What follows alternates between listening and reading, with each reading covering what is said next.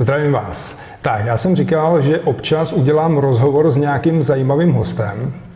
A dneska jsem si jednoho takového hosta pozval, který jde trošku jinou cestou než ostatní. A když jsem ho viděl poprvé, zhruba před 2 lety na tréninku, tak jsem si myslel, že je na svém limitu v rámci jako techniky. Ale on dokázal najít svoji individuální cestu a začal se trénovat sám. Mým dnešním hostem je aktuální mistr republiky na 100 metrů, mladý, chytrý kluk, který zároveň učí na FTVS druhým rokem, Dan Kováč. Já tě tu vítám, Dané. Ahoj. Děkuji za hezký přivítání a představení. Začneme s příma a otázkama. My jsme se dneska potkali tady v Havlíčkově Brodě, kde to pro tebe celý začalo. Řekni nám něco o svém začátku. Tak jsme u atletického stadionu, to začalo kousek vedle. Začalo to na zimním stadionu. Já jsem začínal původně s hokejem a jelikož přes léto se na hokeji nic moc neděje, tak jsme se segredovali na atletiku.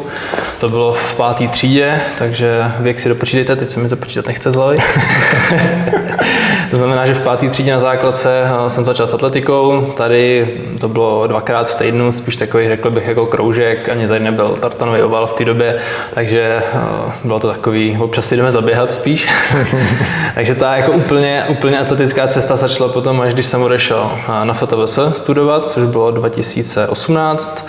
Potom po půl roce jsem přišel na Slávy k trenérovi, kde jsem začínal jako dálkař. Skákal jsem do dálky úplně původně, k tomu se teď teda zase vrátím už za pár dní, takže diváci už možná vědí, jak to dopadlo. Okay. takže tam jsem začínal na Slávy a tam jsem byl u trenéra asi nějakých 2,5 roku, že ten mi dal úplně takový ty základy, kdy já jsem tam přišel, prostě z atletiky jsem nevěděl jako nic.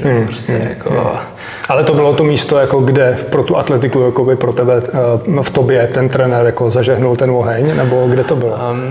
Já paradoxně už jako třeba 2 roky předtím jsem jako věděl, že tu atletiku chci dělat, ale spíš byl problém v tom, že já jsem bydlel ve Ždírci nad Doubravou, což je odsaď z Brodu nějakých 30 kilometrů. Chodil jsem na Gimpl do Chotěboře, což je zase prostě ještě jako jiným směrem.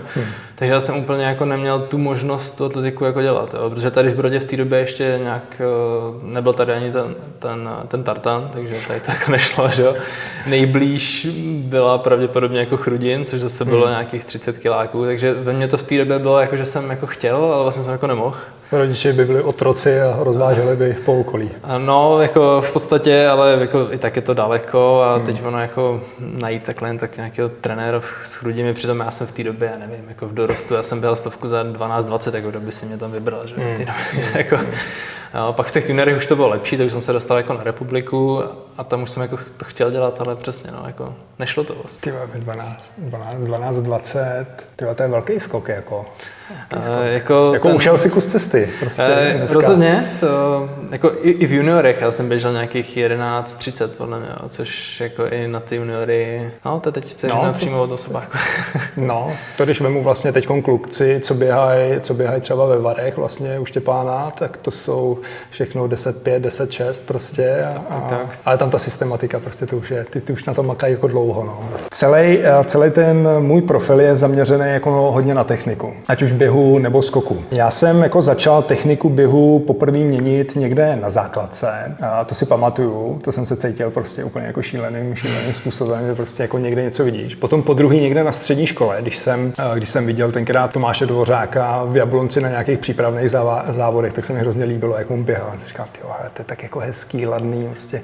Tak jsem hledal, ale nikdy jsem vlastně jako neměl kolem sebe trenéry, který by se té technice jako věnovali. A spíš jsem jako přesně musel někde něco jakoby okoukávat a zkoušet si to vlastně jako sám. Po třetí jsem měnil techniku běhu v 35 letech. Jo. A to nebudu lhát, to bylo vlastně jako z toho důvodu, já jsem byl fakt jako línej. Já jsem šel ven a bylo to bolestivý, bylo to dlouhý, prostě jako nešlo to a hledal jsem jako nějaký optimální jakoby pohyb pro to tělo. A trvalo mi fakt jako několik let, než jsem to tam jako naprogramoval.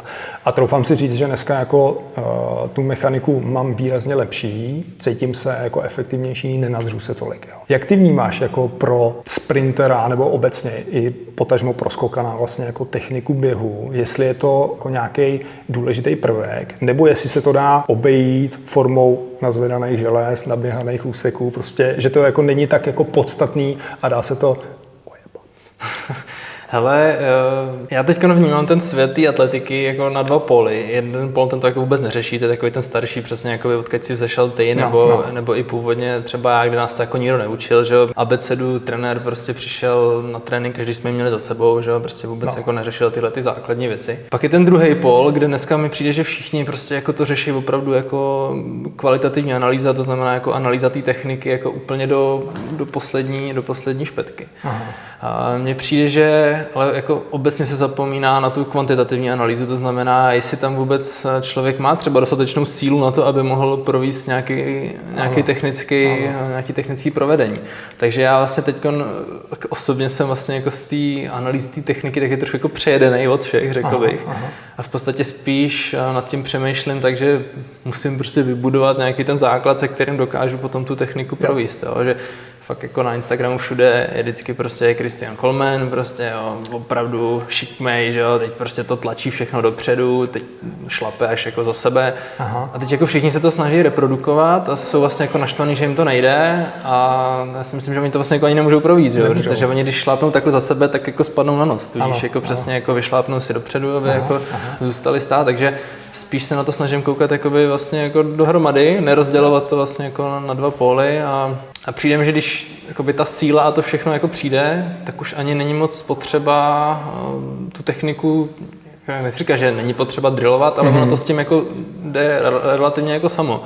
Že pak fakt stačí jenom pár jako správných poznámek, co ten člověk má dělat a najednou on už to vlastně jako zrovna ten příklad, jako, ten mi visí jako v hlavě, protože přesně s tím se setkávám, ten šlapavý způsob, ten výběh z toho bloku a přesně jako ten trenér vlastně jako tlačí na tu pilu, musíte to dělat takhle, ale pokud vlastně ten atlet jako nezvedne nebo neutlačí 2 až 2,5 násobek svý vlastní váhy, on to nemůže udělat, nejde to. Jo. To si řekl jako krásně a to je vlastně jako fakt. A pak vlastně ten trenér je naštvaný, že to nejde, to dítě je frustrovaný, prostě, že to nezvládá a najednou je tam blbá atmosféra a je to přesně blbě. No. To znamená, jako tyhle věci, které vlastně jako si teď jako zmínil, jsou důležitý, aby se vlastně jako do toho eteru dostávaly, aby to nebylo přesně tak, jako že teď si tady podívám na Instagram, tohle je super cvičení, jdeme to dělat, ale že to má nějaký návaznosti a že na určitý ty věci ten člověk prostě musí být připravený, to tělo musí být adaptovaný, aby vůbec jako to mohlo procházet. To je skvělý, jo, to je skvělý. Přesně, jako jo, ten Coleman prostě zvládne udělat šlapavým během, to znamená, že prostě jako jede kničící stroj, šlape furt za sebe 4-5 kroků, taky to klasický video, prostě běžený zezadu, všichni to jako známe to video, jako máme asi zarytý v paměti. Jako já osobně zvládnu tak 1-2 kroky tímhletím způsobem a potom už jako, kdybych to udělal, tak už jako spadnu na nos, že už nemám prostě jako dostatek ty svojí dynamické síly na to, abych dokázal držet tu vertikální sílu v takovém množství, abych nespadl na nos, že? Tím pádem dám nohu trošičku dopředějc a tvořím tím ten vertikální impuls, že? To nějaký jako pivotový mechanismus. Stejný prostě jako na dálce, jako svým způsobem. No, takže to jsem zaběhl takhle daleko, ale jako jak si dokážu uvěřit, že ten člověk to ve své podstatě umí, tak je to, že když na něj jako dám nějaký tahač, to znamená, že já když si prostě na ten 80 dám 20 kg, což je vlastně jako hodně, tak na každém tom kroku, klidně těch 20 metrů, já dokážu šlapat za to své těžiště. To znamená, že ta moje motorika na to vlastně jako je ready, ona to umí. Ona ví, že to je jako efektivní.